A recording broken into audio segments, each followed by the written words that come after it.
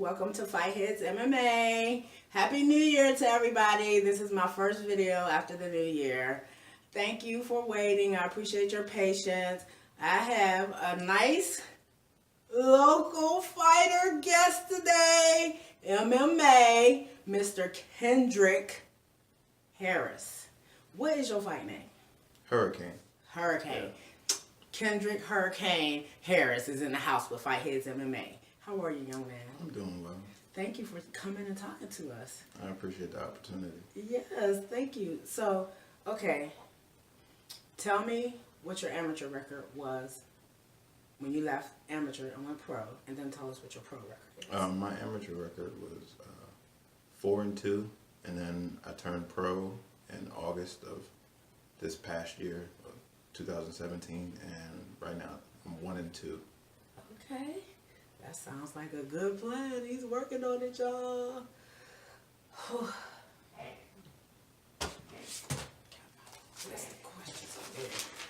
Now, I know some people know you and some people don't. So please tell everybody what weight class you fight at, what weight class you have fought at, any titles that you might hold from your Emmy days, because I know you just brand new into your pro career, so I don't expect you to be coming up here with no big old belts hanging over your side right now, but you're working for it.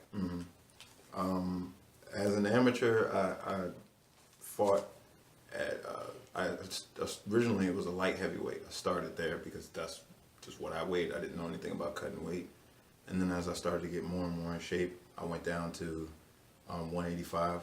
Because that's, again, the weight class is where I was walking at. And at 185, I did snatch a title in Sparta. I took a middleweight championship, held that for a while, and now I'm professional welterweight. So I fight at 170 pounds now. He done bucked it down to 170, y'all. Y'all see what he did, right? He said, oh yeah, I'm coming down there with y'all. So he's at 170. Okay. Now, you just spoke about Sparta. This upcoming card, you are not on it. No, I'm not on the Pro-Am card, the January 27th. No, I'm not on that card. Any reason? As far as I know, no one wants to fight me at 170 pounds. I believe there's like 5 welterweight fights on this card, and no one had any interest in fighting me. We tried matchmaking before the fights got announced, and just no one was interested in fighting me. So, let me ask you a question. As a fan to the fighter, do you have any idea why nobody wanted to fight you? I'm sure it's because they know I hit like a ton of bricks, so they don't want to deal with that. I think there's this idea that people are more interested in winning than they are in competing. So if they think that they might lose, then they'd rather not even compete. That's when they start making noise about, oh, this person is in this weight class, or I weigh this much, and I don't feel comfortable, this isn't a good matchup for me. They're not interested in competing. They're interested in winning. That makes it hard amongst the weight classes, especially if you're bouncing around, right? So now that you decided you're going to be at 170, you're not on this card. When was your last fight? Your last pro fight? My last pro fight was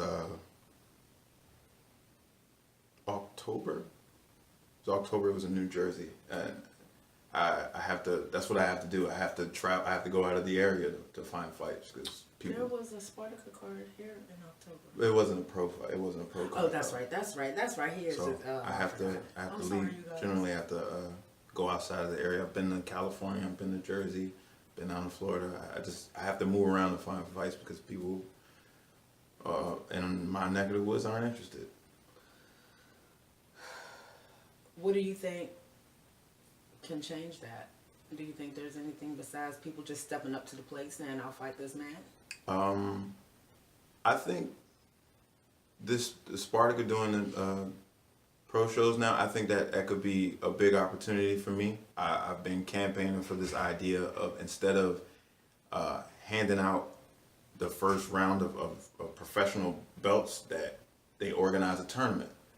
everyone who's eligible enters the tournament, and then you fight whoever comes up. That way no one gets to run from anybody, no one gets to pick and choose, oh, I don't want to fight this person, I want to fight that person. You fight whoever comes up, and then we'll handle it that way. I think that's a great idea. I think if we establish a tournament, that's a few events over the course of the next year that fighters have to be ready for. You kind of basically have a roster now if you have people in a tournament. If someone gets into like the second or third tier of the tournament and they can't fight, you can pull someone from one of the earlier legs of the tournament. And I just think it's a really good idea. I've talked to a few people, they think it's a good idea, and I think it would help with the cherry picking that's been going on. Stop the cherry picking, y'all. Get up there, man up, fight your weight class, handle your business. Doesn't that stymie some people as fighters if they're moving around, making movements that won't really put them in a position to fight somebody who really they're equally yoked against, or maybe just, you know what I'm saying, that is just what it should be, that fight between those two people because they're in that weight class? Like I said, everyone's just looking out. Everybody's trying to do the best they can for their own career. But the way that they're going about it has an effect on the rest of the division. Like this upcoming fight for the Spartacus card. The headline fight is Brandon Pennington and Mitch Aguiar, and it doesn't make sense because Brandon Pennington is not a welterweight, and he is not welcome other welterweights to fight him. He's only interested in fighting this welterweight and the last welterweight that he fought. He has no interest in competing as a welterweight. So why are you taking fights as a welterweight? Because if another welterweight calls you out, what do? I'm not interested. I'm not a welterweight. So why'd you call out a welterweight? Why didn't you call out your 55er? If you're really trying to make some noise for your career, why didn't you call out a popular 55er, i.e. Damon Minor? Not trying to put that man's name in anything. Right. Just saying, if you're trying to call out a big dog so you can level up your career, why aren't you calling out someone in your weight class? That makes sense to me. Maybe we can get that answer later. Well, speaking on Mr. Minor, he is on this card.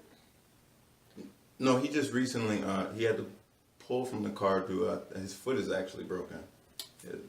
His foot is fractured. The last I heard, he's still interested in fighting, but they're having some issue with his opponent. I don't know exactly what's going on there, but Damon just recently found him that opponent too, didn't they? Yeah, Damon, he's a nice guy. I've trained with him a couple times. He's a great athlete. I wish him the best. I hope he takes the time to, heal properly, and it's not that serious. But I understand. But yeah, he's a nice guy. That's cool.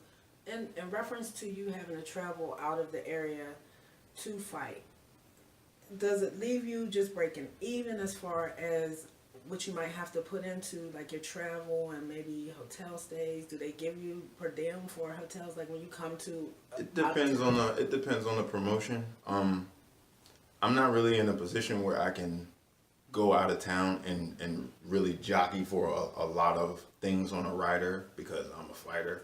Because I'm out of town, I'm not a huge draw. No one knows me when I go to California. No one knows me. I can't sell tickets there. I don't know enough people to sell 30 tickets in California or in Jersey or Florida, wherever have you. So I don't usually break even. I usually end up paying a little bit more than, the juice isn't exactly worth the squeeze. But I love fighting. And if this is what I have to do for this part of my career, then, this is what I just have to do. What are your plans for your pro career? I just want to fight. I know some people have aspirations to fight in this organization or that organization. I just want to have a good, healthy career. I enjoy fighting. I enjoy training. I enjoy the work. I enjoy traveling. I just want to fight and be able to make a living doing something that I love to do, that I would do for free, that I've been doing for free. So if being able to do this will allow me to sustain the type of lifestyle that I'm living, then I will happily continue to do this. And if that means down the line becoming more of a coach and being in the training position, then that's fine too. I just wanna be involved in MMA for as long as possible. And elevate whenever possible. Mm-hmm. Okay, so let me look at some of my questions I got down here. You are currently 30 years old, right? Mm-hmm. How long do you plan on actively competing? As of right now, I've set a cap at about 5 years. But realistically, it just depends on my health. If I'm healthy and I'm in shape and I still got the gas in the tank, then why not? You know, if I'll be 42 years old still fighting if I feel up to it. Okay, where do you feel like you're at when it comes to what y'all fighters talk about as y'all's peak? I don't even think I'm anywhere near it because just the way training's been going and how I'm learning new things, and lately it's not even been new things that I'm learning, it's been reestablishing things that I've already known how to do but just haven't been doing correctly, you know, breaking bad habits. And I'm seeing myself become elevated just from making corrections to things that I know that I'm doing wrong. So I have no idea where my peak is going to be. I feel good. I feel strong. I feel, you know, smart and intelligent. I feel like every day my fight IQ gets higher. So I have no idea. You know, I don't know what the peak is going to be, but I'm excited about it. So when it comes to fighting, and I'm going to even kind of mix boxing into that, what's the most important? Is it the fight IQ? Is it the skill? Is it the conditioning? What is it? Is it the mental thing? What is the most important? Honestly, it's got to be a combination of all the things. It's got to be, because we all know somebody who's not in the best shape, but they feel like, you know, they'll watch a fight and talk trash about how they could beat this person or they could beat that person. When in reality, you're not in the shape to be doing the things that they're doing, or you don't know how to do the things that they're doing. Like, so that it's not just about, oh, I'm trained, or oh, I'm in shape, or oh, I believe in myself. It's a combination of all these things, and I think that's something that isn't really appreciated as much as it should be. Is that people that want to believe that, oh, I can just be in shape and I can do this, or I only, you know, train in this and I can do this. And I'm like, oh, you can, but you're gonna hit the wall. You're gonna have to. It's called mixed martial arts for a reason. You have to add more tools to your toolbox. You have to be. It's a sport, so you need to be an athlete. You need to be in shape. You need to care about your body. It's no one's coming in here and from other sports, and you know, cyclists aren't showing up with their excellent cardio and saying, I'm going to beat all of these guys because I have better cardio than them. It just doesn't work like that. And we see what happened with Mayweather and McGregor. We all thought as MMA fans he might have a good chance, and I just felt like if he didn't do what he said he was going to in the time he said he was going to do it, I knew it was going to be Floyd's fight. So I wasn't mad about that. I was excited, and I'm glad it happened. I think it brought boxing fans and MMA fans to a certain point. Like, we know each other. Yeah, found some common ground. Yeah, found some common ground, and a little bit more respect too. A little bit more respect, because I think a lot of MMA fans, and me included, probably was talking a bunch of junk to the boxing fans about what our guy was going to do to their guy, and look what happened. You know, it just is what it is. But I appreciated that fight. I don't want to see a whole bunch of boxers jumping over to MMA, and I don't want to see a whole bunch of MMA fighters trying to jump over to boxing unless that is really what their passion is. So that's what I don't want to see happen. I don't want to see people just thinking that it's going to be that easy to do that. That was long training for both of those guys, Floyd and Conor, and a whole different mindset than what they're used to going into the fights that they go into, because they were facing a different opponent on each end. So I liked it. What kind of nutrition or diet do you keep for yourself? My diet doesn't usually vary a whole lot. I eat about the same amount of food, just the basics. You have, a little protein, you have some green vegetables, maybe a starch in the form of like potatoes or something like that. You just I'm more mindful about not so much what I eat just because I've been doing this for so long. So like my diet is pretty locked in. I altered not so much my nutrition, but my activity for different circumstances. So if I don't have a fight coming up and I want to focus on building my strength, then I'll do a little less cardio. Okay. I'll eat the same amount of food, but more of those calories that I'm eating will be going toward building strength as opposed to keeping my my resting heart rate low from running 6-7 miles and things like that. So it's my amount of food I eat is generally about the same. It just my activity level changes. I asked you that question because I see a lot of stuff on the internet, these different diets and stuff, and these different things that some of these, I get a lot of like these funny emails, not emails, but messages about ketones and stuff like that. What do you think about that? Like, I know that's pretty, well, from my viewpoint, it's pretty new. I don't know how new it is in y'all's world or how long y'all have known about it, or if any of the fighters use it. What about this ketones could be good for an athlete, and what might not be? I say I don't even know how the ketone thing works. It basically putting your body in ketosis is from my understanding is you just switching your body's primary fuel source. You go from primarily using carbohydrates to using fats, and I've done it in the past. It helps with dropping water weight because to have carbohydrates stored in your body in the form of glycogen, there has to be a certain amount of water present for a certain amount of glycogen. So once you deplete your glycogen, there's no reason for that additional water to be there, and you'll expel it, you'll sweat it out, you'll urinate, whatever have you. So it's beneficial for some people in the short term as far as like making weight. It's beneficial for other people because from my understanding and in my personal experience, I've had a lot of success in losing a lot of actual body fat in a short amount of time. Okay. So it's beneficial. It's kind of a harder diet to do. It's to do it correctly if you don't know. It's basically just an Atkins diet. Oh, okay. So it just depends on your personal preference and how I think if people want to try it, they should consult a doctor, a nutritionist, or something like that, and then go from there. Wow, just changing the source of energy in your body is what that is. I would have never thought that.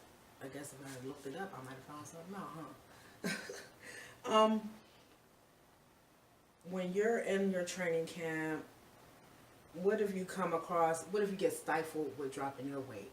How can you correct that in the middle of maybe a training camp, or just correct it, period? If I've been in situations where I'm trying to lose weight for a fight, or just generally just trying to lose weight for my health, and you'll hit a point where you'll kind of hit the wall. You have to change something. You change the exercises that you're doing. You change the way that you're eating. Something has to change. If you're at a position where everything that you're doing and you're not getting any results that you're interested in, then you obviously have to change something. Maybe do a little more cardio. Maybe do a less cardio. Maybe lift more weights. Lift less weights. More pad work.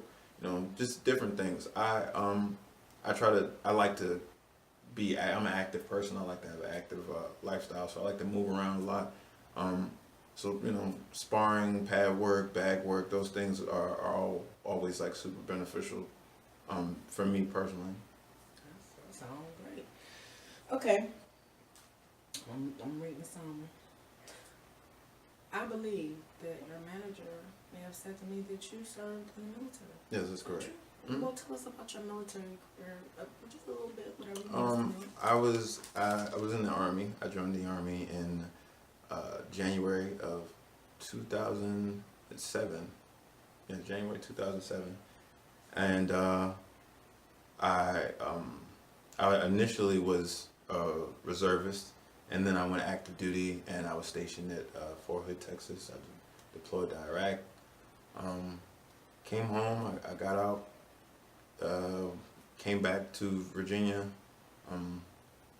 So it was a really good experience. I made a lot of very, very close friends. I can't even call them friends anymore. They're family. Like if just recently when I went to California to fight, I've had people drive 2.5 hours to come see me fight for 5 minutes, and I got blood relatives who won't do that. Those those guys are they're my family. So it's nice to have family all over the country, just because everybody, once they got out, they went and moved back home, or they went and moved away. So it's always a really special thing to, they always reach out. They always hit me up, man. I see what you're doing. You're in great shape. You're doing good things. I'm proud of you. They're really a big source of encouragement, just because we're all so close still. So I appreciate them. I'm pretty sure they appreciate you too, and they're gonna hear you talking all like that. But you gonna bring some tears to people's eyes. You better stop making people cry. You know them guys ain't gonna want you to make them cry. Okay, for our upcoming SFL 32 card, the Brandon versus Mitch fight. Do you have any predictions? Oh, I don't even want to know who you with. You ain't even got to tell me that. Just tell me what outcome you see or maybe see. I could see it going either way, honestly. Brandon has he's very skilled in jiu-jitsu. Brandon actually does have a very high fight IQ. I will acknowledge that he does. However, Mitch is a really good athlete. He's a really good athlete, and he's very, very tough. That's one thing I will always credit him for. He's a very tough individual.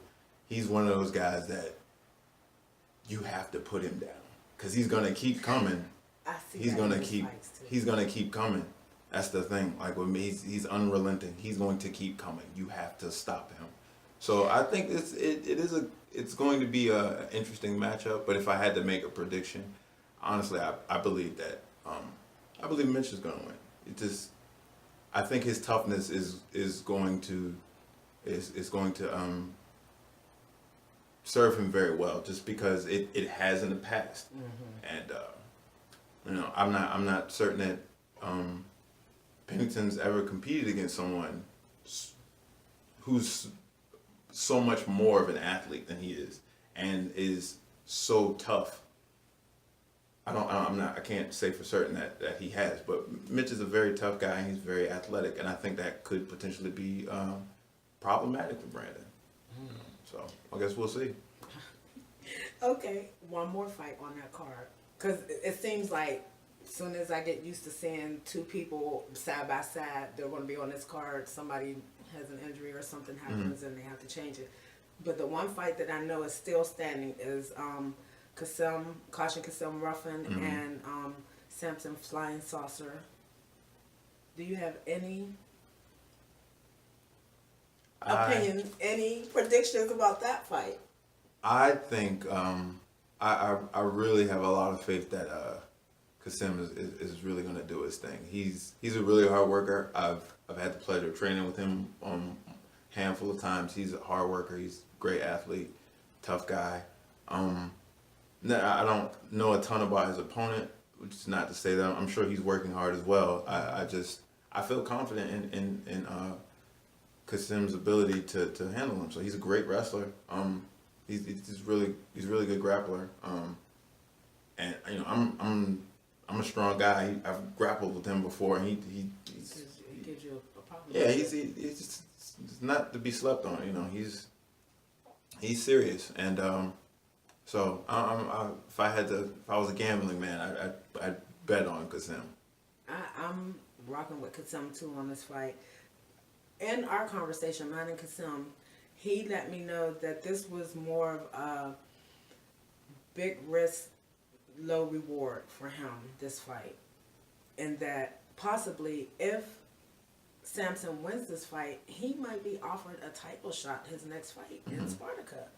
I mean, this is his second fight in Sparta. Like, he just had his first fight in October. So, I mean, to me as a fan, I think I want to see him grow a little bit more, have a few more fights before I see him across the cage for a title against an opponent that has probably been doing a little bit, been there for a little that bit makes longer. sense. Well, this should be a really interesting test for him. Then this will definitely, for his sake, let him know where he stands as far as some of the more experienced fighters in the division, because Sim's been fighting for a good while now. Yeah. So how he handles himself, how he fares, should to him indicate what should I do next? How I handled this guy who was a step up in competition, was a higher level, was more disciplined, higher skill level than what I'm accustomed to dealing with. How I handled that should, it should, for his opponent, it should let him know what to do next. Should I, go for this title fight, or should I do something different? Should I take a few months off and just focus on getting better at this thing or whatever? So it should be a good fight. I'm excited. They're both. I like I always like watching the guys that are like 45 and under. Those guys are all over the cage. They're all over the place. Those are like some of my favorite fights to watch. So, is there any other fights that you're saying that's going to be on the card that's interesting to you? You're going to be excited to see? I believe Brad Lawrence is making his pro debut. Like to see that. All right, Mr. Lawrence. I don't recall. I believe Imani Smith is fighting on his card. So I was, he's a nice guy. I enjoy watching his fights. I'm not exactly sure about the rest of the card and who all is participating. But there's a few fights I am actually excited about, and I plan on being there. If I'm not somewhere else, I'm not fighting somewhere. So. Well, hopefully you will be able to at least attend and get to see, the local, what's going on here, even though you are one of our local fighters and you should be on this card. I need somebody to step up and fight this man. I need somebody. I'm asking. Miss Nikki from FightheadsMMA is asking for one of y'all that's always out there. Come on, let's get it in. He done said it. He don't nobody want to fight him. If that's his truth, prove him wrong. Prove him wrong. Let's get it. You said that you did snatch a title in your amateur career at 185. How many fights had you had before you got that title?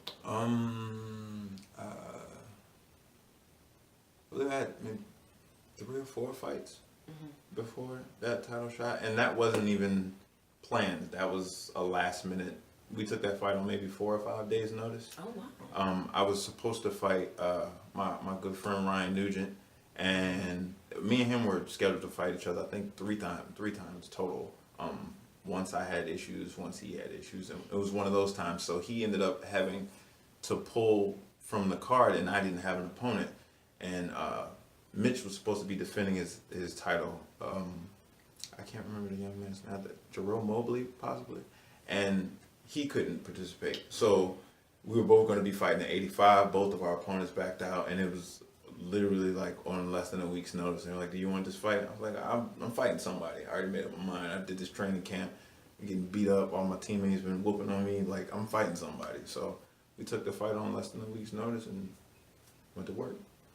So you and Mitch got in there and banged it out, huh? Mm-hmm. That must have been a hell of a fight. I seen a little bit of it online. That was. I'm gonna just say this as a fan looking at that fight. Both of y'all, both of you, kind of threw whatever game plan y'all went into that octagon went out the window. Y'all was just swinging for the hills. Both of y'all, I said, look at these two, y'all. But I could tell both of y'all was not using what y'all had planned to use. Y'all just seen each other. Y'all knew that was a tough man across from you, and you had to do whatever you had to do to get that guy out of there. That's how I see that fight. That's why it was exciting to watch that fight, because you and him just kind of knock if you buck. Yeah, it was. Y'all threw each other around. Yeah, I seen one fly, the other one fly. Y'all both grew some wings that night. Yeah, we just and it's just that happens. You're gonna have, sometimes you have two people who are both hard chargers, and they're just gonna crash into each other until something happens, and that's how that fight went. That's the It was like throw caution to the wind and just, I'm coming forward, you're coming forward, we'll see what happens. Okay, so let's clarify something. As far as that goes, Mitch Smashing Frog Aguiar has not requested a rematch from this young man. That's why we have not seen them fight again, because it just has not been put out there. Mitch has not wanted to fight this young man as of yet. Now that he's pro, we may see a different Mitch. We got to get Mitch in here and talk to us and let us know what's good. Will we ever see him and this young man bang again? I mean, he's pro. Mitch is making his pro debut, but it's against Brandon Pennington, which is usually a 155er. He's done come up and he done called him out. He felt like that was a good thing for his career. That was a good career move for him. My question is, after this fight, Mitch, with Brandon, I mean, can we get this? I'm just saying, I'm just saying, like, bruh, I know you hard. I know he hard. And if I was to do a poll, Fightheads MMA, and ask the fans and the other fighters who they want to see, they're going to say they want to see Mitch and they want to see Kedrick fight. That would be a great second fight. That's like McGregor and Diaz type. So you know what I'm saying? Like, nobody expected the first one to go the way it did. Nobody expected the second one to go the way it did. So I would just like to see, first of all, I would like to see this young man get a fight right here at home. Secondly, I want all my people that's in that weight class, 170. That's where you fight. I want you to step up. Give him a chance. Give yourself a chance against him, whatever it is. Thirdly, I would love to see him and Mitch mix it up again. I think that would be a great fight. I think since the last time those two have fought, regardless of what the outcome of that fight was, I believe both of them have grown, and we'll see a different kind of fight this time. I do, because you guys have grown. You kind of know each other a little bit, and y'all have a different skill set you're going to want to use on each other. So I think that would be a great fight. I think if you have been on this card to fight Mitch, I think this would be sold out right now. This is a really popular fight. A lot of people were really excited about the fight. I've been approached by his fans publicly. That's why I said what I said. And you know, they've asked me, when you guys gonna fight again? I'm like, man, it's not up to me. I'll fight whoever. Sign a contract. It's really that simple. I mean, if he wants to fight again, I'd happily fight him again. If they want to set something up, everybody's got my phone number. My email hasn't changed. I'm not hard to get in touch with.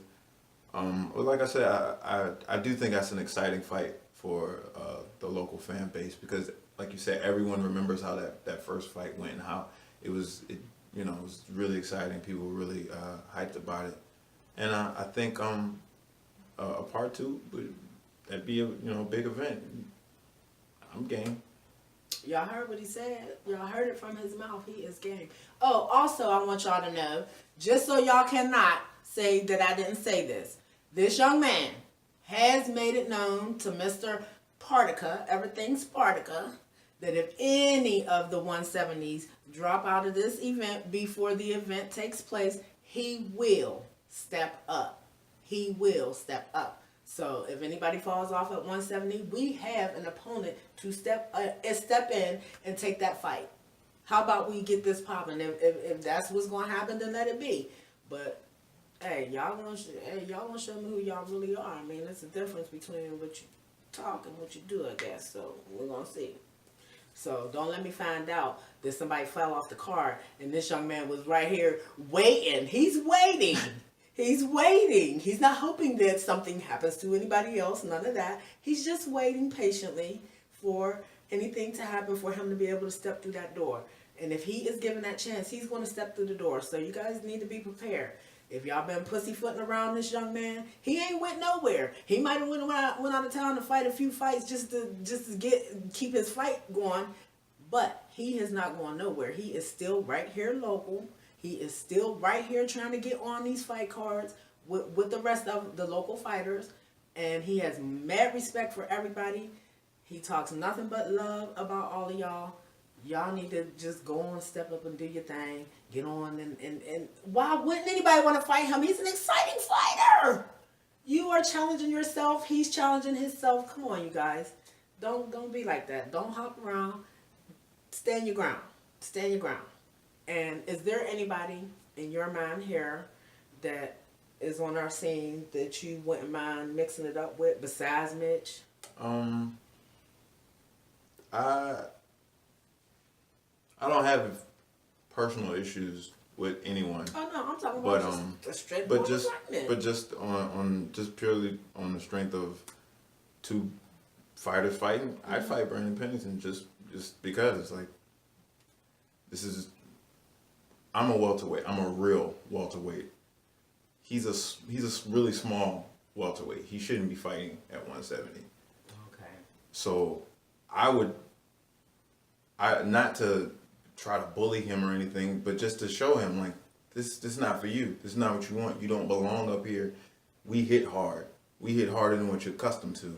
We're different athletes up here, and I'm sure he's gonna run and tell people I'm bullying him again, and maybe get back to the point of threatening people. Did you bully him? I've never bullied this guy. This guy runs, tell people whatever he wants to tell them. I try to have a conversation with this man with a third party present, and he wasn't interested because he was scared. So they can say what they want. They can go run and tell people I bully this person or I'm mean. Or I'm trying to figure out who are all these people that I'm doing all these wrongs to. Where are they? I haven't seen them. I haven't met any of them. They never come out of the woodworks and say anything publicly about me. People will get on Facebook Live and they go on their Twittergrams and Snapbooks and they got all kind of energy about who said this and what happened and all of that. But I'm still, like you said, I'm still local. I still pop into places. People see me. They don't have that same energy. They don't got nothing to say. So I'd rather, he's just a guy I would rather not have a conversation with. I'd rather just fight. Just because of our history. Just because of some of the things that have transpired, the back and forth. I'm just not interested in all that. Let's just fight. Damn. So he don't really have no beef with nobody, but he could fight both of the competitors on the main event on the SFL 32 card. Damn, where y'all been? Why y'all ain't friends? What's up? At least Mitch can say he showed up and showed out. He can't say that. So y'all heard what he said. He's here. He's waiting. Anybody that's willing to sign the contract, he's on the other side with his pen in his hand, waiting to sign that contract. Let's get it popping. I'm ready to go. So anybody drops off of this card that's a welterweight, I'm telling you, you stub your toe, you get a tummy ache, you bump your head. I'm here. I'm ready. So, damn. We had a couple girl fights on this card. One of our girls fell off. Yeah, I was actually a little disappointed, and I was excited to watch that rematch between Christy and Tara Graff. Mm-hmm. I was really looking forward to that fight. And she, Lady Tara was very, very nice about, what she put out as far as why the fight wasn't going to happen. Mm. And I know she was disappointed because that's months of, training and everything that you guys put into it, and she can't. And I did put a message out to let the other 115ers know that that opportunity had came about, that if anybody could step up, please come give her a fight. And I'm still saying it. If you can, give Tara a fight. If Mr. Partica hasn't reached out to you or you haven't been able to get in contact with him, let him know you can step up and fight with Lady Tara, because she still would like to be on the card too. Let's get it popping, y'all. When is your next fight? We know it ain't here. I don't have anything locked in just yet. Mm-hmm. Have some stuff around April that we're looking at, and possibly maybe the end of March. But like I said, nothing's set in stone yet. Nothing's been signed. So everything's in the early stages of the negotiation process. So just waiting. Something will come up. Well, you didn't spoke life into it. It's already under your feet, baby. So let me ask you a question. How do you keep your mental health good with this whole fighting? No, that for me is is the training. It's the actual training. It's hard and it sucks every second of it. If it doesn't suck, then you're not doing it right. Like, it's supposed to be rough. And for me, that is it's kind of liberating, because after you leave the gym, it kind of like turns the volume down on life. Like, after you've been getting punched in the face for the last, few rounds, or you just been really lifting heavy or something crazy, did some box jumps for an hour, a bunch of burpees or something like that, traffic doesn't feel as bad. It's like, I don't care. It's like, yeah, you just cut me off, whatever. At least you didn't punch me in the face. So it kind of turns the volume on life down. So it's the training is actually very, very, very important to me. It's a huge part of my how I sustain my mental health. It feels good to do something hard and then do things that are less hard. It just seems easier. So. Oh yeah, well, I can respect that. Let me ask you a question. Mitch will admit that he is not a big cardio person. Like, that's not his big thing when he's in his training and exercising and stuff. Now that he is going pro, is that something you think he really needs to change? Oh, absolutely. I feel like that's something everyone needs to work on. Something. And But that's the only thing I ever hear any other fighter try to give him guff about. They don't say nothing about his punches or his skill level. They just try to rag on him about not being as cardiotic as everyone else. Yeah, he's still not the best cardio in the world. And yes, it's something that, I feel like not just him, I feel like everybody should work. Everybody should do road work. Everyone should do pad work. Everyone should do jiu-jitsu. Everyone should at least do some wrestling, even if it's just to counter wrestling that you're going to come up against. Everyone should work on developing themselves however they see fit. If he chooses to not do his cardio, then, that's on him. Everybody's got I understand that, but okay, so let me put it to you like this. Where are the visible changes that you see from fighting amateur to fighting pro across the board? Everything. Nutrition, working out, training, coaches, managers, everything. When you go into these events, what is the difference? From what I've seen, going, especially because of traveling, the shows are completely different. The production of the shows they're different.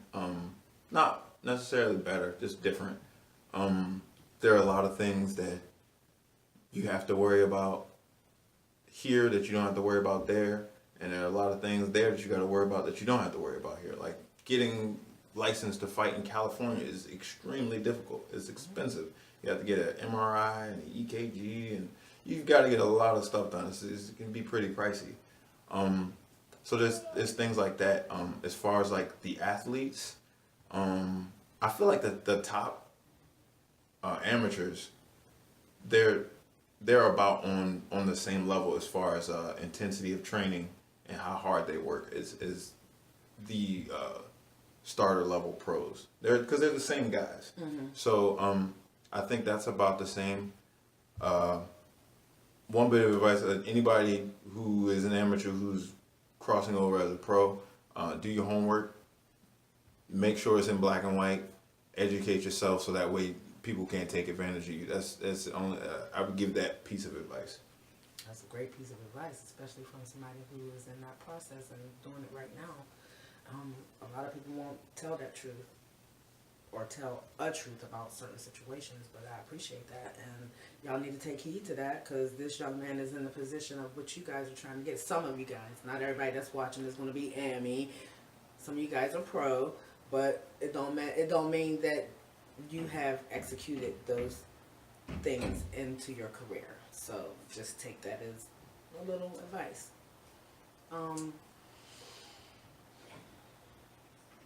As far as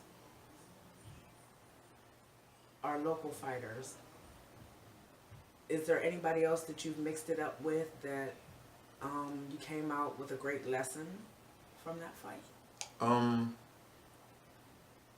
I always try to take win, lose, or draw. You always try to take whatever you can from a fight and try to improve. Ryan Parker was really interesting. He's another really nice guy. That dude single-handedly is responsible for my current level of takedown defense, because when he and I fought about like a little over 2 years ago, when he and I fought, this guy took me down at will. Whenever he felt like it, he put me on my ass. Whenever he felt like it, and the whole fight was me getting back up and then him putting me right back on my ass. And since that fight, for like a year, every day, me and my team take down defense every day for a year because of Ryan Parker. So that's one of those. He's one of those guys that just made me better. And like I said, I have a lot of respect for him. He actually just made his pro debut not long ago in Bellator. Did you get to see that? I was actually at work that night. I didn't get to see that fight. Yeah. I never get to see it either. We've been looking for it online. Yeah. Everything came from it. Bellator, y'all need to hurry up and get that fight on there so we can see it. See our guy. Was you very proud of him when you seen him making his debut? Oh, I was extremely excited for him. I was, cause he's another one of those guys who is gonna have he's gonna have a tough time getting fights locally at 85, because he's got such a reputation. He's got such a resume. He's got, just stats on stats on stats of just him imposing his will on people. So like I think he's gonna have a tough time fighting locally, and I think that's part of the reason why he's gonna kind of be in a similar situation where he's gonna have to do a bit of traveling, go here, go there, to where the fights are, to where the people are who are willing to fight him. But I think he has very promising career. I've seen him in training recently. He's gotten so much better. He's made leaps and bounds with his hands. It's really impressive. I'm proud of you, young man. Listen at this. This man is giving you all these. See, he be dropping tears. He like to make people drop tears over here. That's all he do. So,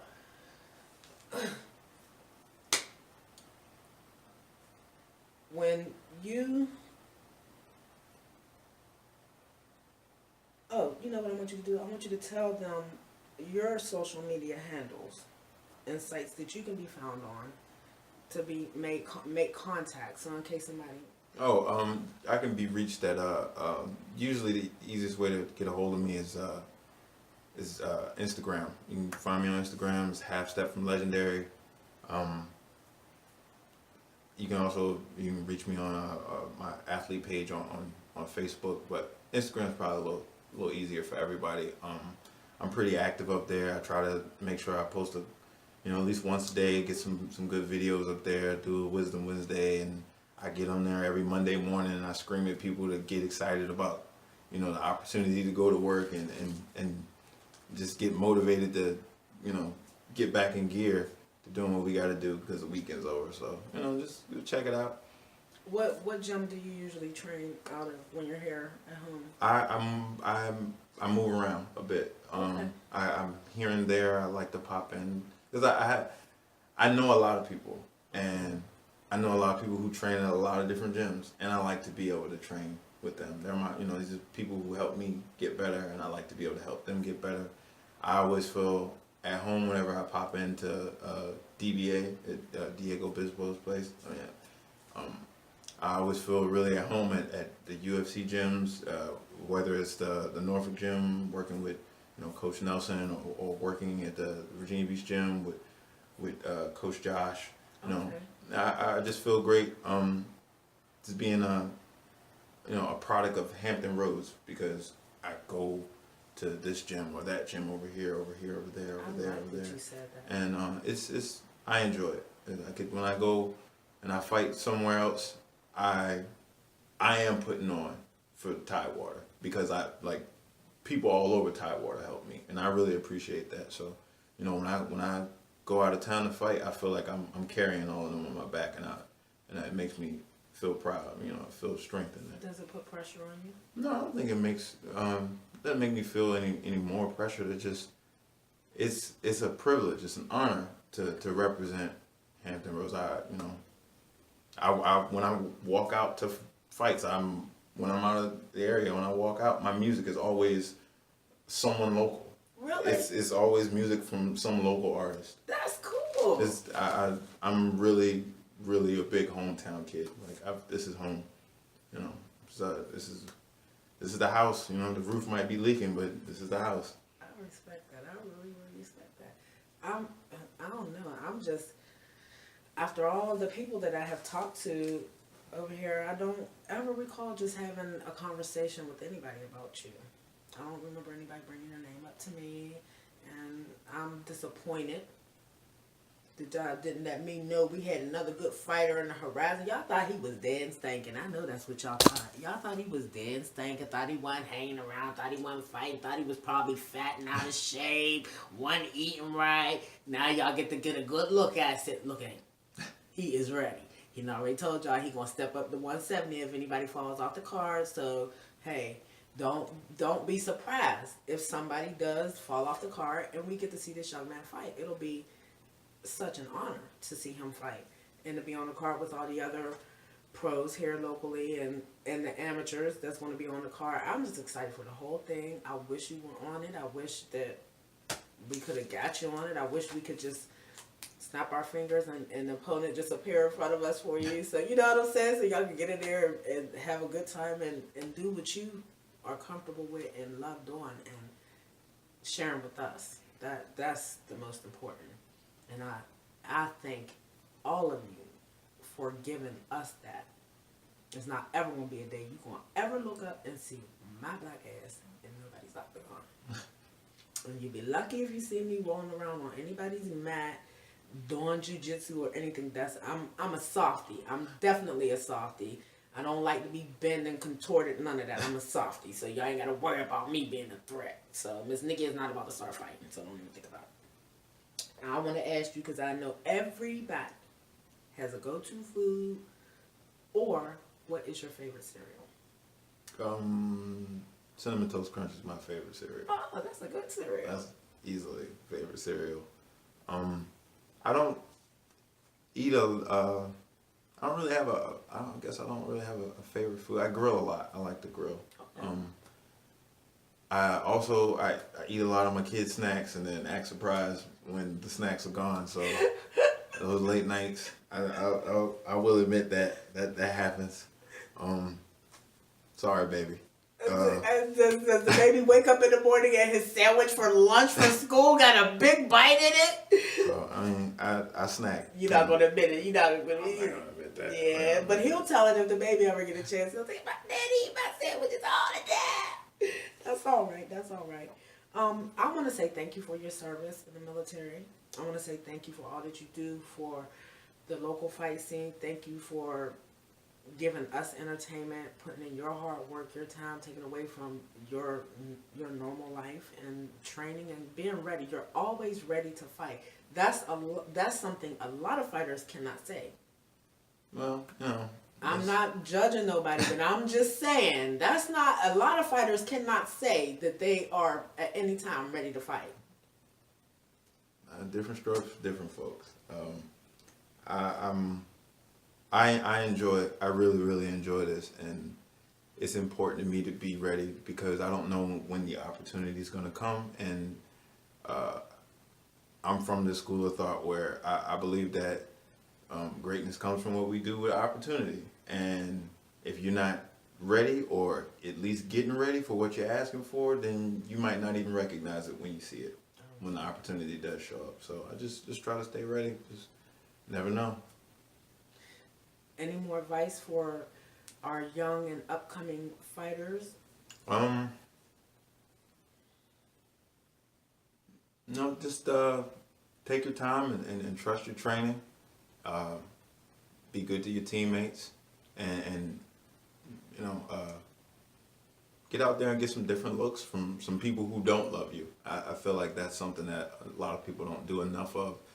A lot of people, you get so accustomed to training with the same people, you start learning to read each other, you start learning the patterns, and you start getting complacent. You know you can get away with certain things, so you fall into this rut. So if you go outside of your normal bubble and just, you know, do a little cross training, pop into this gym on an open mat and just kind of mix it up with some of these other athletes in the area, you get a different look and you get to really kind of see where you stand on a bigger scale, with a different measuring stick, as opposed to just, oh, I always train with these people. Well, you should train with some other people too. So, I mean, you can see how you stack up.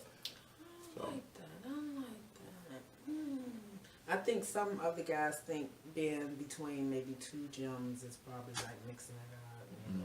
When you said you like to pop in here, you like to go there, you like to be here. So don't get stymied just practicing one thing, guys. Make sure you cover everything when you're training and absorbing from other people that are teaching. Make sure that you try to get as much as you can, because that's going to make you a better fighter, and it's going to make us want to see you become a better fighter and come out and see you fight. Gosh, I'm like ecstatic that I got to meet you. I mean, thank you, Garrett, for reaching out to me. I appreciate that, young man. I appreciate that. I probably would still be not talking to you if he had not put us together, and I appreciate that. I'm surprised that you hadn't come across my little page, because I know they probably think I'm a nutball for what I'm doing, but I really am excited about this. When I found out that we even had Spartacus Fight League, then I started finding out about all the other little fight leagues and stuff. I've just not been, you can't calm me down. Even if you put me in the gym, there's no way y'all can calm me down about this, because I am just such a huge fan and I just respect y'all. And I want to be at every fight if I can. I know I can't, but I want to be at every fight so I can cheer everybody on and just be a part of it. What can I do with my platform to make this bigger than what it already is for you guys?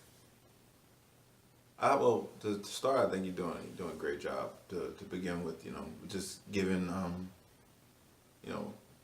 fighters, not discriminating between pros and amateurs, giving them an opportunity to speak their truth to your audience. So that's a huge thing, because a lot of people don't get an opportunity to say what they feel like needs to be said, or to tell their story, or to encourage other people. Maybe they're not just get an opportunity to do so, and this really does provide that for a lot of people. And like, for instance, I'm glad to be able to give advice to fighters who are coming up underneath me, because as far as I'm concerned, like, we're all from the same, but we're all neighbors. So why would I not want to help my neighbor? So that's a huge thing. I think you keep moving forward with this. How you've been. It'll have a measurable impact on the fight scene. I hope so, because that's what I really want for y'all. For everybody to know that you guys are putting in this hard work. I want people to realize that you guys are the people we shop in the stores with. Our kids go to school together, and we work out in the same gym. Well, not me, because I just told y'all I'm Southie. But, and I told my sister the other day, she was saying her husband just got back into the gym. And I said, I bet you if he look around in that gym that he's in, he'll probably find some professional boxers or fighters or just athletes, period. Yeah, we're all over the place. And y'all are just normal, everyday people, and I think people believe that fighters and athletes and boxers, y'all live these fantabulous life. It's always money flowing and bottles popping, and y'all roll out of bed ready to fight. They don't think that y'all put in what y'all really do. I'll be honest with you. I'll be 100% honest with you. The majority of us are poor. Like, fighting it's expensive. Eating right and good training ain't cheap, and cheap training ain't good. So you got to pay for training, you got to travel, and you got to make sure your medicals are good. And at this level, like I said, we don't have a lot of guys who are raking in the big bucks locally. Right. So we'll get there.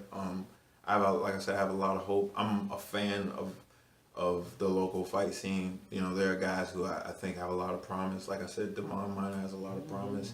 Ryan Parker has a lot of promise. I'm a fan of these guys. They've been doing well. I don't see any reason why they wouldn't continue to do so. I'm excited to watch them grow. I'm excited to be a part of it. What do you think about the younger Miner?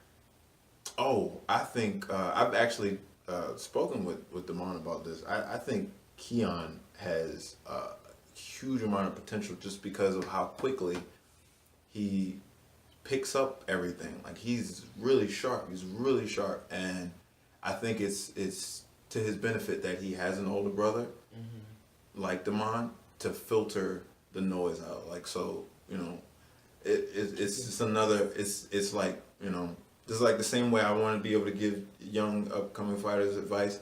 Damon is in the perfect position to give the best of himself to his brother, and I'm sure that he will as his brother. Yeah. And I think Keon has a lot of potential, honestly. He's a monster too. Yes, he is. Watching out for that young man. Shoot. There was one more question I was just getting ready to ask you, and damn, forgot. See, that's what happens. It was something about one of the fighters here. I forgot. I really did. I forgot. So you guys hear him saying he is definitely fans of our local fight scene. He wants everybody to always try to improve themselves and be the best that you guys say you are. Don't just talk it, be it. And I think if we do that, then we'll definitely grow and we'll definitely get everything that we're looking for and trying to get for our fight scene locally. Don't stop doing what you guys are doing. Just keep doing it right and keep improving. And as fans, we are going to be there. We're going to come. We're here. We just need everybody to be on the same page. We need everybody to know that these events are happening. And so when you're doing your social media stuff, make a purpose for your social media stuff. That's what I'm asking. Sometimes I get stuff from y'all that just it's just crazy to me, but it's not for me to figure out sometimes. I'm just to enjoy it. But I need y'all to help me so I can help y'all so we can grow this together. I think that anytime that we say it's going to be a fight or you guys are announcing it's going to be a fight, I think just like with any concert, y'all, the next day, 30 minutes, them tickets should be sold out. That's how big I think this is. So let's get it popping. By the time the 27th comes, there should not be one seat that is not taken in that arena for this fight.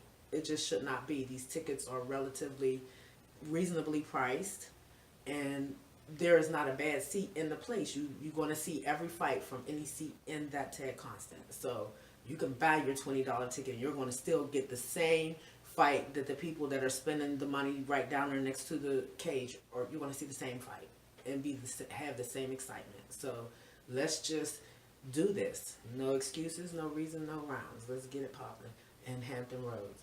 Let me know that you guys are really serious about this. Let me know so we can build it. That's the only way we're going to do it, is if we're serious about it. So I can only be as serious as you guys are. So don't hop around. Fight your true weight. Take care of yourself. Take care of each other. And respect each other, as you guys have all been doing. I'm very proud of you. I've never heard anybody say anything bad about anybody. And even if I did, you know, I would just chalk it up probably to it being part of the fight game and not it being personal. I never think anything you guys say back and forth is personal, because that's not the energy I get from you guys. And I know there's a certain amount of build that we have to have for upcoming fights. So with that being said, don't be mad at the next person for talking junk, because a lot of the guys, they kind of get mad because somebody, but I tell them all, when you're all new, you got to bark at somebody to get somebody's attention, so you can fight. You know what I'm saying? Get a fight under your belt. A pair of lips will say anything. It's not that serious. Exactly. So why you know when you was down there at the very beginning of the puddle, you had to call out a couple people that had more fights, and this is what I'm saying to the younger guys. Mm-hmm. They had to call out a couple people, and people probably thought they shouldn't have been jaw-jacking and calling people out. But you got to bring attention to yourself sometimes in order to get, like you said. Like I said, as long as people show up to the party with their dancing shoes on and get in the cage, you say whatever you want to say. Just get in there. Yes. So Mr. Harris is going to be waiting in the wings to see if anybody needs to be, handled on this SFL card. And they all have already, have you spoken to Mr. Partica about the next SFL card that they're already promoting? No, we haven't talked particularly about the next event. I did see that they've already announced it, which is kind of unusual. They usually don't announce the next event until after the most current event is passed, usually the day after. So, well, do you know what the last one at the 31 he announced it right there at 31 for the 32, and we was able to buy our tickets if you wanted to that night before we left Ted Constant. So that's what I did. So, but it should be. I'm guessing there's some reason for why they've announced it.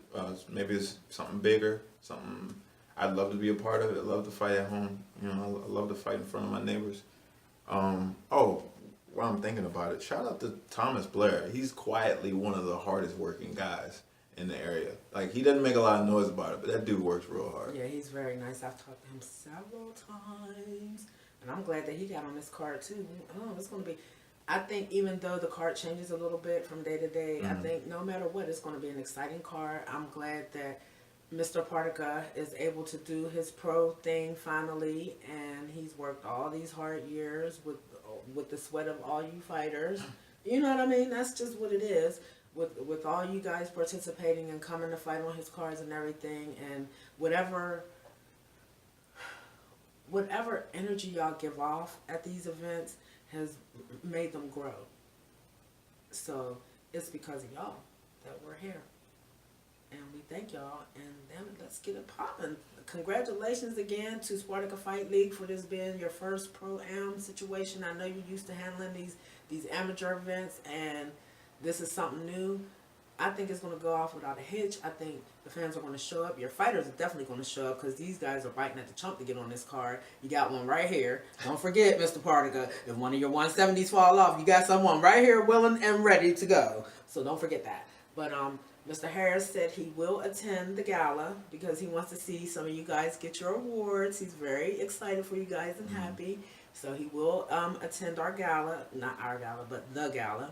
And he will be attending the fight if he is not having to go fight himself at that time, which is in the next couple of weeks. But we know that stuff can happen all the way up till the day before an event. So we hope that you are able to come and sit in that crowd, because then that'll get everybody stoked and maybe want to see you fight, see you and Brandon, or see you and Mitch get it on again.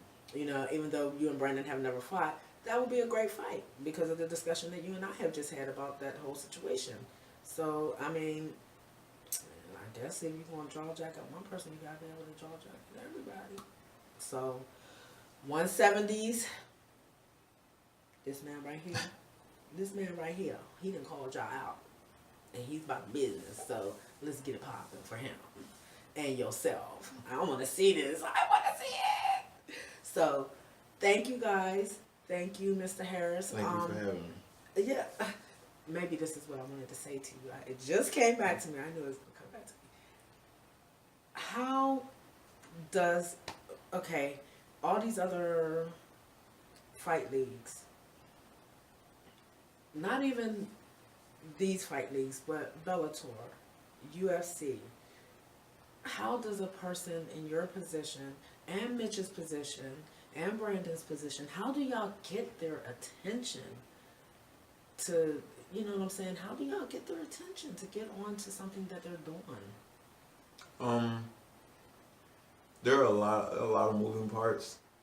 There's a lot of information and things that have to take place that I'm not even aware of. Okay. But I know from the point of a fighter, I think the best thing that you can do to get the attention of some of these bigger organizations is be a performer. Be willing to compete. Be willing to and go and compete with the intention of performing well. A lot of people go and they compete with the intention on winning. That's their main objective, just to win. And that's good. It's not saying that there's something wrong with winning, but when your intention is to perform well, then it's a different. You appear to be different, because anybody can go and lay on someone and win a fight. But if you go in there and you're trying to finish in an exciting fashion, that's what this is, a spectator sport, you know. As much as we work hard as fighters and we get in there and we do our thing, no one would be doing this if people weren't watching us do this. Mm-hmm. Like, we wouldn't be working as hard if people weren't coming to see us, to see the product of our hard work. So the fans want a show, and we should want to excite them, so that way they come back, or that way they go tell their friend, hey, cousin Jeff, come see this thing that I went and saw last weekend. There's the next one coming up in a couple months. You should come with me this time. So I think that's probably like the best thing that anyone who is a fighter could do to try to draw the attention of some of the bigger organizations is just to be ready and be willing to compete well and be interested in trying to perform well. I think that's probably like the best thing that we could do at this point. I like that advice, and I'm not even a fighter. Well, this has been FightheadsMMA first New Year's show. It's only going to get better, you guys. It's only going to get better. That's all we can do is get better. I thank you for waiting. I appreciate everybody.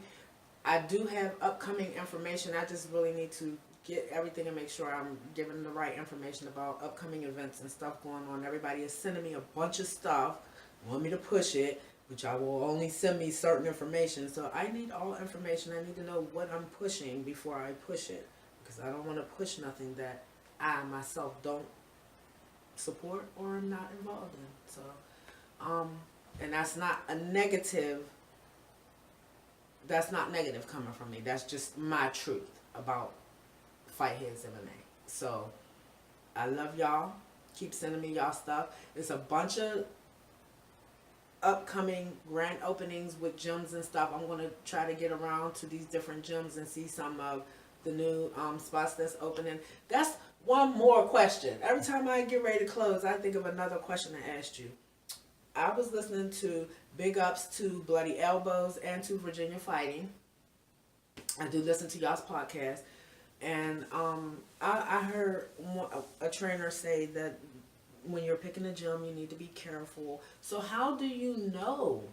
How do these young guys know? Because I think after a certain age and you've been in this for an amount of time, those guys know. You know, the older guys know which gyms to, But how do you know, especially when you have these pop-up gyms? I don't want to call anybody a pop-up gym, but a lot of gyms are just... Well, I mean, you experience is always the best teacher. So a lot of times you just gotta kind of dip a toe in some of these places and just kind of see if it suits you. And I think the combination of using your ability to have an experience and be open-minded and try a new gym. I think the combination of that and knowing that in this community there are older guys, there are guys with more experience who, like myself, I don't have a problem. I talk to anyone. We can have a conversation. You want to ask me what I think about something. I'm more than happy to help anybody, especially someone who's interested in the same thing that I'm interested in. You want to be a great fighter. Absolutely. If you have questions about this or that or the third, if people have recommendations or things I think that they should, people who I think could help them. Maybe I can't help you, but maybe I know someone who can help you and I can point you in the right direction. And that is a huge part of the idea behind us being a community is I know I can go have a conversation with this fighter who's a pro or this fighter who's a pro, or there are guys I can go have conversations with. I can ask them, hey, look at this tape that this was me shadow boxing, or this was my last few rounds sparring. Why don't you look at this for me and tell me what you think about it? Where can I make improvements? What can I do different? Or who do you think I could go see to help me, tighten up some hole that's in my game? It's really beneficial to us as individuals to be a part of a community like the one that we have. So I think as far as picking a gym, take a survey, go check out a few places, dip a toe in the pool, see how it feels. Go from there. I mean, it was a question for me because I've been getting a lot of hits about these new gyms popping up, boxing and other Muay Thai, all these other places. And the guy that was on the other podcast, his words just rang out to me. Like, he was like, you'll get a watered down version and then you'll get a good version of, different MMA aspects. So just be careful about, and he was like, he meant that. He wasn't saying it to hear his self-talk. He he was going through something, or he had experienced something, or he was bringing students into his school that made him say that. So that's why I questioned it and wanted to know if that's a general feeling or if that was just him in his moment. So it is a general thing, like, and I think he was trying to make it safe for everybody and give everybody a piece of thought. And I'm not a fighter, and I thought about it, so I hope you guys heard it and you thought about it. And I hope you're listening to this young man, because you're an independent, right? You don't. Yeah, I'm independent. He's still independent, and that's for a reason. I mean, hey, you got to keep it a stack, like AJ's like. You know that AJ Patterson is Brandon's student, and he's going to be on that card too. That's going to be interesting to see. I love talking to AJ. AJ, I love you, baby. That's my guy. I love him because he just says what's in his mind, and I don't think he's trying to hurt anybody. But this kid makes me feel like he has some level of greatness in him. Something big is going to happen for him. And because he trains so hard, that dedication that you talk about, that I see in you, that I hear come from you, I hear it in that kid too. And I think he is willing to put forth everything that you said needs to be put forth in order to be a better or the greatest fighter you think you can be. So, thank you for coming to talk to me again. Please tell these people who you are with, which is FightheadsMMA. I didn't give you the rundown before. I didn't grab you up and put you in the corner and let you know that's what you're supposed to say at the end of our... at the end of our... Can you imagine me yoking this guy up, trying to put him in a corner and make you say something? Never going to happen. This is Kedrick Hurricane Harris with Fightheads. You guys have a great night. Good night, you guys. Thank you.